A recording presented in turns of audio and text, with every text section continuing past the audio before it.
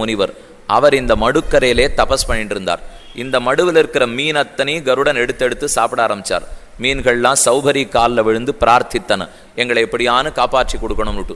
கவலை வேண்டாம், நான் கருடன்கிட்ட சொல்றேன்னு சொன்னார் சௌபரி. கருடன் வந்த உடனே, நீ இந்த மீன்களை தொடாதே, இந்த குளத்தை விட்டுடு, உனக்கு எங்க வேணுமோ போய்க்கோ அப்படின்னு சௌபரி சொன்னார். கருடன் கேட்கலே, நான் என்னுடைய உணவை எடுப்பேன் வந்தான். சௌபரி மகரிஷிக்கு கோபம் வந்தது. இனி இந்த பக்கம் வந்தாலே உனக்கு ஆபத்துன்னு சபிச்சார். அதனால இந்த குளத்து மட்டும் கருட பகவான் வரமாட்டார், அது தெரியும் இந்த காளிங்கனுக்கு. அதனால இங்க மறைஞ்சு போங்கிறதுக்காக உள்ளே வந்து மறைந்திருந்தான். அத்தான் அழகா தெரிவிக்கிறார். விலோக்கிய தூஷிதாம் கிருஷ்ணாம் கிருஷ்ண கிருஷ்ணஹினா விபு தஸ்யா விசுத்தம் அன்விச்சன் விசுத்திம் அன்விச்சன் சர்ப்பம் தம் உதாஸ்வயத் கதமந்தர்ஜலே காதே நிகிருண்ணாது பகவான் அகிம் சவை பகுயுகாவாசம் யதாசீத்து விப்ரகத்யதாம். பரீட்சித்து கேட்கிறான், இந்த குளத்திலிருந்து காளிங்கனை கண்ணன் ஓட்டிவிட்டானாமே, அந்த கதையை சொல்லும்னு கேட்க ஆனந்தமா சுகாச்சாரியர் தெரிவிக்கிறார். கண்ணன் பந்தை எடுக்கிறதுக்காக குளத்துக்குள்ளே புகுந்தான். அப்ப இந்த பாம்பு இருந்தது தெரிஞ்சது. வேணும்னு அதன் வால்ல ஓங்கி தன் காலால ஒரு உத விட்டான். அதிலிருந்து துணுக்குற்று பாம்பு எழுந்து கண்ணனை தன்னுடைய உடம்பால சுற்றி இழுத்தது. அதன் தலை ஏறி நின்ற கண்ணன் அபார நர்த்தனம் பண்ணுவதற்கு ஆரம்பித்தான். பார்த்த குழந்தைகள்லாம் கண்ணன் உள்ள போனதை கண்டார். இவன் முழுகி போயிட்டான் போல் இருக்கு அப்படிங்கிற பயத்துல நேர நந்தகோபாலன் யசோதையனிடத்துல போய் கண்ணனை காணோம், குளத்துக்குள்ள விழுந்துட்டான், என்ன ஆகும்னு தெரியலையேன்னு சொல்ல அவா மயக்கம் போட்டு திடீர்னு விழ ஆரம்பிச்சுட்டாளாம். பூத்தணில் கடம்பேறி காளியின் உச்சியில் நட்டம் பாய்ந்துன்னு பாசுரம். அதன் கரையில ஒரு கதம்ப மரம் இருந்தது. கதம்ப மரத்து மேல கண்ணன் ஏறித்தான். காளிங்கனுடைய ததையில அங்கிருந்து குதித்தானாம். இன்னைக்கும் நம்ம நீச்சல் குளத்துலெல்லாம் மேலே ஒரு பலகை போட்டு அங்கேருந்து குதிச்சு கீழே குதிக்கிறாள் இல்லையோ, அதை போல இந்த கதம்ப மரத்துக்கு மேல கண்ணன் ஏறி அங்கிருந்து காளிங்கன் தலையிலே குதித்தான். பாசுரத்திலே பூத்த நீள் கடம்பேரின்னு ஆழ்வார் சாதித்தார். அந்த கதம்ப மரம் மட்டும் நன்றாக பூத்திருந்ததுன்னு பாட்டில் இருக்கு. இப்போதான் கொஞ்ச நாள் முன்னாடி சொன்னேன், பக்கத்தில் இருந்த அத்தனை மரமும் பட்டுப்படுத்து நச்சு காற்றாலேன்னு பார்த்தோம். இந்த ஒரு மரம் மட்டும் பூத்திருக்குமா அப்படின்னு கேட்டுண்டு உரையாசிரியர் தெரிவிக்கிறார். கருடன் அமிர்த கலசத்தை எடுத்துன்னு வரத்துக்காக போனான்கிற கதை எல்லோருக்கும் தெரியும். வினத்தைன்னு தன்னுடைய தாயார் அவளிடத்துல விழுந்து ஆசீர்வாதம் பெற்றுக்கொண்டு அமிர்தத்தை எடுத்துன்னு வரத்துக்காக கருடன் போனார். அமிர்த கலசத்தையும் எடுத்துன்னு விட்டார்.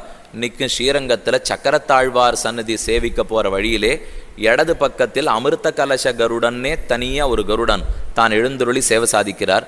அவரை எடுத்துட்டு திரும்பி வர்றச்சே இந்த காளிங்கன் மடுக்கு பக்கத்துல ஒரு மரம் இருந்தது, கதம்ப மரம்னு பார்த்தோமே, அதனுடைய கிளைகள்ல உட்காண்டாராம். கையில இருந்த அமிர்த குடத்திலேருந்து ஒரு சொட்டு கீழே விழுந்துதான். அதனால இந்த மரம் மட்டும் காளிங்கன் மூச்சால ஒண்ணுமாகலைன்னு முதல்ல உரை எழுதினார். இது என்னமோ தலையை சுத்தி மூக்கத்தொடராப்பில் இருக்குன்னு அவருக்கே தோணிடுத்து. இவ்வளவு கட்டப்படணுமான்னு அர்த்தம் சொல்றதுக்கு இப்போ என்னைக்கோ கருடன் போனானா, அவன் வந்து உட்கார்ந்தானா, ஒரு சொட்டு கீழே விழுந்துதான், இந்த கதையெல்லாம் வேண்டானா. அமிர்தமயமான கண்ணன் தன் திருவடிகளை வைத்து ஏறினானோ இல்லையோ அப்பவே பூத்ததுன்னு விட்டார். இதுக்கு எங்கேயோ போய் பூக்க வேண்டிய தேவையில்லை. இப்போ கண்ணனுடைய திருவடி பட்டு ஏறித்தானே அதில் குதித்தான். கண்ணன் திருவடி பட்டா அது எந்த பட்டு போன மரமாக இருந்தாலும் மறுபடியும் துளிர்க்கத்தானே போகிறது. அதனால பூத்தனில் கடம்பேறி காளியன் உச்சியில் நட்டம் பாய்ந்து நர்த்தனம் பண்ண போர்க்களமாக நிறுத்தம் செய்த பொய்கைக்கரைக்கு என்னை உய்த்திடுமின் என்று பாசுரம். கண்ணன் அந்த இடத்திலேயே நாட்டியம் பண்றான்னு கேள்விப்பட்ட உடனே அவாவா தடால்னு உயரற்ற போர் வீரர்கள் அடிபட்டு விடறாப்புல விழுந்தாளாம். அத்தனை ஆசை கண்ணனுக்கு அந்த ஊர்ல இருந்த கோபர்கள் எல்லோருக்குமே. கண்ணனும் நர்த்தனம் பண்ணினான். பலராமன் எல்லாரிடத்துலையும் சொன்னான், ஒன்றும் கவலைப்படாதீங்கோ, காளிங்கன் அடைக்கிடுவன் கண்ணன்னுட்டு. ஆரும் கேட்கல. அப்புறம் கண்ணன் மேலே ஏறி வந்து நர்த்தனம் பண்றதை பார்த்து தான் இழந்த மூச்சை திரும்பி பெற்றார்கள் எல்லாருமே. அப்பொழுது மெதுமெதுவே பிராணன்கள் ஒடுங்க ஆரம்பித்தன காளிங்கனுக்கு. காளிங்கனுடைய பத்னிகள் வந்து கண்ணனுடைய திருவடிகளில் சரணாகதி பண்ணி நம்முடைய கணவனை நீர்தான் மன்னித்து காப்பாற்ற வேண்டும் என்று பிரார்த்திக்க அவர்களையும் கண்ணன் இந்த இடத்தை விட்டே காலி பண்ணிட்டு போங்கோ, சமுத்திரத்துக்கு போயிடணும்னு சொல்லி அந்த இடத்தை விட்ட சலப்பினான்னு சரித்திரம். இது காளிங்க தமனத்தை பற்றி. அடுத்து பிரலம்பாசுரனை கொண்டான். முஞ்சாட்டவி முடிந்தது. சரத் வர்ணனம். கண்ணனுக்கும் கார்காலம் சரத்து காலம் வர அழகாக வேணுகானம் பண்ணணும்னு தோணித்து.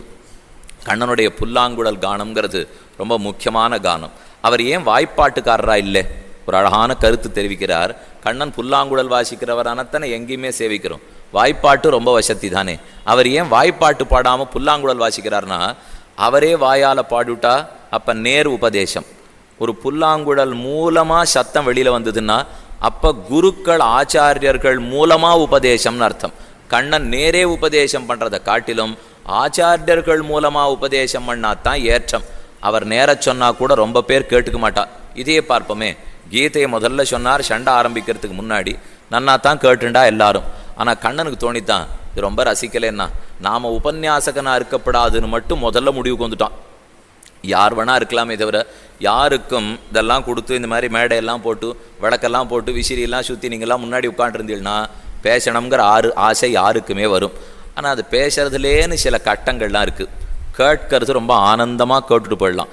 மேலும் செல்வத்துள் செல்வம் செவிச்செல்வம் அச்செல்வம் செல்வத்துள் எல்லாம் தலைன்னு சொல்கிறாளோ இல்லையோ, அந்த மாதிரி என்னமோ யாருமே பேச்சு செல்வத்தை கொண்டாடவே மாட்டேங்கிறா.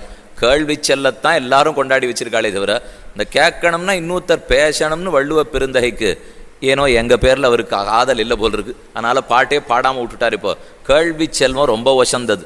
சொல்கிறதுலேன்னு சில கட்டங்கள்லாம் உண்டு. இப்போ இன்றைக்கி சொல்லணும்னுட்டு ஒரு 100 விஷயம் பார்த்து வச்சுன்னு இருக்கோம் அப்படின்னு பார்ப்போமே. தங்கி இருக்கிற இடத்துலேருந்து இங்கே வர்றதுக்குள்ளே 50 மறந்து போயிடும். இத்தையும் எத்தையோ சுற்றி பார்க்குறோமா, அதில் பாதி மறந்து போயிடும். வந்த உடனே உங்களை பார்த்த உடனே பயத்தில் மிச்ச பாதி மறந்து போயிடும். ஏதோ கால்வாசி பாக்கி.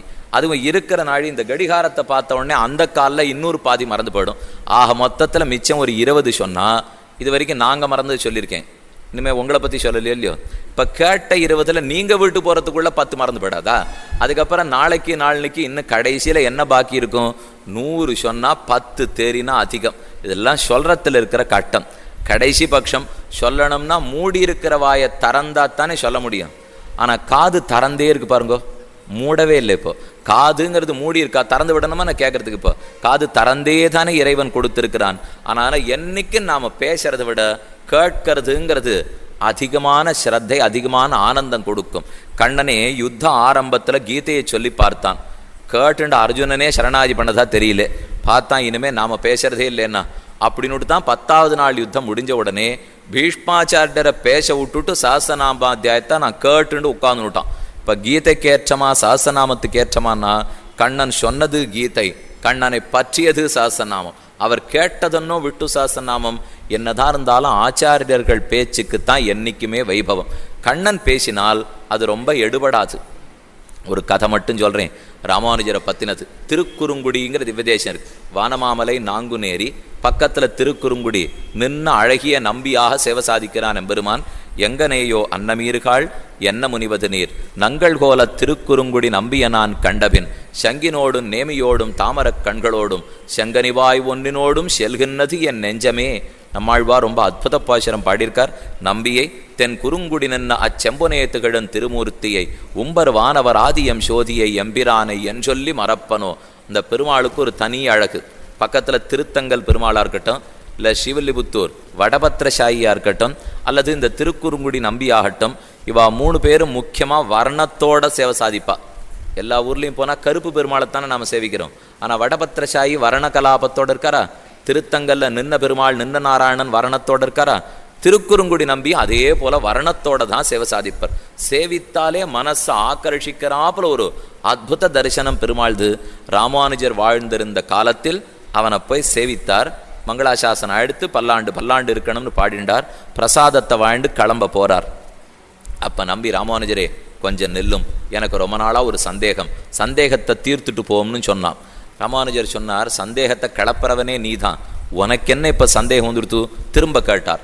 நீர் போய் எல்லாரையும் உபதேசம் பண்ணி திருத்தி விடுறீர், ஆனால் நான் போய் எத்தனை உபதேசம் பண்ணாலும் ஒத்தனும் கேட்டுக்க மாட்டேங்கிறான்.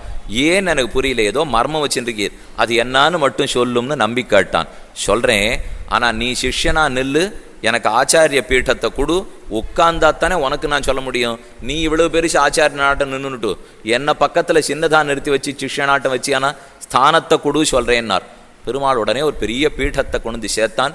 இன்னைக்கு நீங்கள் நம்பிய சேவிக்க போகிறச்சே கர்ப்ப கிரகத்துக்குள்ள வலது பக்கத்தில் தனி ஆசனம் இருக்கும். என்னதுன்னு கேட்டீங்கன்னா அர்ச்சக சுவாமிகள் சொல்லி சேவை பண்ணி வைப்பார்.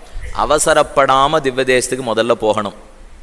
நம்ம இந்த காலில் சக்கரத்தை கட்டிண்டு இன்னைக்கு 12 ஊர் சேவிக்கணும் 15 ஊர் சேவிக்கணும்லாம் நினச்சின்னு போனோம்னா நிச்சயமாக அங்கே இருக்கிறது எதுவுமே நமக்கு ஞாபகம் வராது. சுவாமிகளிடத்துல கேட்டு என்னது அந்த ஊரில் விசேஷங்கிறத தெரிஞ்சு நிதானமாக போய் சேவிக்கணும் இல்லையோ.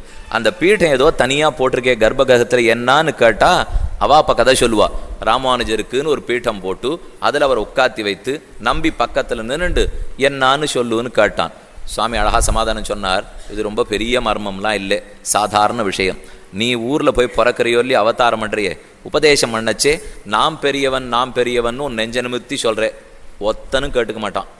நான் பிறக்கிறச்சே அவன் பெரியவன் உன்னை கை காட்டுறேன், எல்லாரும் கேட்டுப்பன். ஊர்க்காரா என்றைக்குமே நாம் பெரியவன் சொன்னால் கேட்டுக்கவே மாட்டான். நான் தெய்வம்னு சொன்னால் நிச்சயமாக கேட்டுக்க மாட்டான். அவன் தெய்வம்னு சொன்னாத்தானே ஊர்க்காரர்கள் நம்புவர்கள். அதனால தான் நான் சொல்கிறத நம்புறா ஊர்க்காரா, நம்பி நீ போய் பிறந்து சொன்னியானா நம்ப மாட்டார்னா ராமானுஜர். அவனுக்கு புரியல, நான் போய் பிறந்து வேற யார தெய்வம்னு காட்ட முடியும், என்னத்தானே தெய்வம்னு சொல்லிக்க முடியும்னு நம்பி காட்டான். அதை நான் இல்லேன்னு மறுக்கலையே, உண்மை அதுதான். ஆனால் சொன்னால் ஊரில் எடுபடாது. அதற்காக ஆச்சாரியர்கள் உபதேசித்தா தான் எடுபடுமே தவிர பெருமானே வந்து உபதேசித்தா அது 2ஆம் பட்சமாக தான் எடுபடும். கண்ணன் பீஷ்மாச்சாரியர் சரதல்பத்திலே அம்பு படுக்கையில் படுத்துனுட்டான் இல்லையோ, அப்போ தர்மபுத்திரனை பார்த்து தெரிவிக்கிறான், பீஷ்மே லோகாந்தரங்கத்தே ஞானானி அல்பி பவிஷ்யந்தி. பீஷ்மாச்சாரியர் இந்த லோகத்தை விட்டு புரட்டு போயிட்டார், பிராணனை விட்டுட்டார்னா ஞானத்தை உபதேசிப்பதற்கு ஆள் கிடைக்காது. ஏ தர்மபுத்திரா, இப்போவே போய் கேட்டுக்கோன்னா அவரிடத்தே. யுதிஷ்டிரனுக்கு ஆச்சரியம், இது என்னது கண்ணனே இருக்கார் கீதை சொன்னவர், அவர் சொல்ல மாட்டாரா நமக்கு, அவருக்கு ஞானம் இல்லையா? அவர் என்னமோ பீஷ்மரை போய் கேட்டுக்கோன்னு சொல்கிறாருன்னா, என்னதான் நான் சொன்னாலும் பீஷ்மர் சொன்னா போலே இருக்காது. அதனால் ஆச்சாரிய உபதேசம் ரொம்ப முக்கியம். அவர்களை அண்டித்தான் நாம் கேட்டுக்கணுங்கிறதுக்காகத்தான் இவர் வாய்ப்பாட்டு பாடாமல் புல்லாங்குழலை கையில் பிடிச்சிட்டு இருக்கார். இல்லைன்னா அவரே பாடினா அவர் உபதேசம்னு அர்த்தம். புல்லாங்குழல் மூலமாக உபதேசம் பண்ணால் ஆச்சாரியன் மூலமாக உபதேசிக்கிறான்கிற கருத்துக்குத்தான் இந்த வேணுகானத்தையே வைத்தார். தத் விரஜஸ்திரிய ஆஸ்ருத்திய வேணுகீதம் ஸ்மரோதயம் காஷ்சித் பரோக்ஷம் கிருஷ்ணஸ்ய சசகிப்யோன்ப வர்ணயன் பர்காபீடம் நடவரவருபூ கர்ணயோஹோ கர்ணிகாரம் பிப்ரத்வாசா கனக கபிஷம் வைஜயந்தீஞ்ச மாலாம். ஆஸ்ரீமா பெருமான் சரத்வர்ணம் சரத்காலத்திலே கிடுகுடுன்னு மேகங்கள் சப்திச்சுருக்கு, சலசலான்னு நீர் ஓடின்னு இருக்கிறச்சே யமுனை ஆற்றில் ஒரு காலை தொங்க போட்டுண்டு தாழ்ந்த கிளையில உட்காண்டு வேணுகானம் பண்ண தொடங்குகிறான். கண்ணன் வேணுகானம்னாலே அந்த ஊர்க்கார எல்லாருக்கும் கிட்டக்க போய் கேட்கணுங்கிறது ஆசை. அதுவும் அவர் விரும்ப வேணுகானம் பண்ணிட மாட்டார், அதுக்கு வேண்டிய அலங்காரத்தெல்லாம் பண்ணிட்டு தான் புல்லாங்குழலையே வாசிக்க ஆரம்பிப்பானா. பர்காபீடம் நடவரவபுகு, ஒரு நாடக நடிகன் எப்படி தன்னை அலங்கரித்து கொள்ளுவனோ அதை போல எம்பெருமான் முதல்ல மயில் தோகை எடுத்து தலையிலே அணிந்து கொண்டான். பர்காபீடம் நடவரவபுகு கர்ணயோகோ கர்ணிகாரம், 2 அழகான காதுகளிலே காது காப்பு கர்ணபூஷணத்தை சாத்தி கொண்டான். பெருமானுக்கு காதில் எப்பொழுதும் தோடு அல்லது குண்டலங்கள் சாத்தியிருப்பா. நீங்கள் ராஜமன்னார்குடி கோபாலனை சேவித்திருக்கலாம். மன்னார்குடிங்கிற ஊர்லே ராஜகோபாலனா சேவை சாதிக்கிறார் இல்லையோ, ஸ்ரீவித்யா ராஜகோபாலன்னு பெருமானுக்கு பேர்.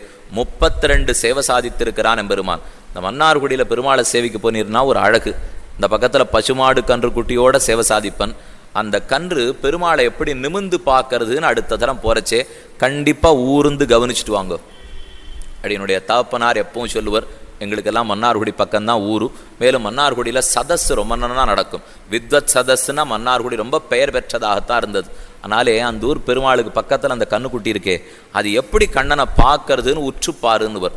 ஒன்றுமே தெரியாத பார்வை, என்னால் எதுவுமே பண்ண முடியாது, கண்ணனே நீ விட்ட வழிதான் நான் என் ஒரு தீனமான பார்வை அந்த கண்ணுக்குட்டி கண்ணனை பார்க்கும். அதை போல சரணாகத்தர்களான நாம் பார்க்க தெரிஞ்சுவிட்டா போரும். அந்த நிலை நமக்கு வந்தாத்தான் மோட்சம் நிச்சயம்னு அடிக்கடி என்னுடைய தகப்பனார் சொல்லுவார். அதனால் அந்த மன்னார்குடினாலே பெருமானுக்கு கோபவேஷத்தோட இருப்பன், ஒத்த வஸ்திரத்தோட தான் இருப்பார் பெருமாள். சாதாரணமாக நீங்கள் எந்த ஊருக்கு போனினாலும் கீழே அந்தரியம் வேறையாக இருக்கும், இது கீழ் வஸ்திரம். மேலே கட்டிக்கிறதுங்கிறது உத்தரியம். இந்த ரெண்டும் ஒத்த வஸ்திரமாக கிரகஸ்தனுக்கு இருக்கக்கூடாது. பிரம்மச்சாரியாக இருந்தால் ஒத்த வஸ்திரம் போரும், ஆனால் கல்யாணமானவனாக இருந்தால் 2 வஸ்திரத்தோடு தான் இருக்கணும். யாராவது நம்மளை சேவிக்கிறதுக்கு வராளோ இல்லையோ, தயவு செய்து அப்போ 2வது வஸ்திரம் இல்லாத நிற்கவே கூடாது. நாம் தனியாகவே நிற்கிறது கூடாது.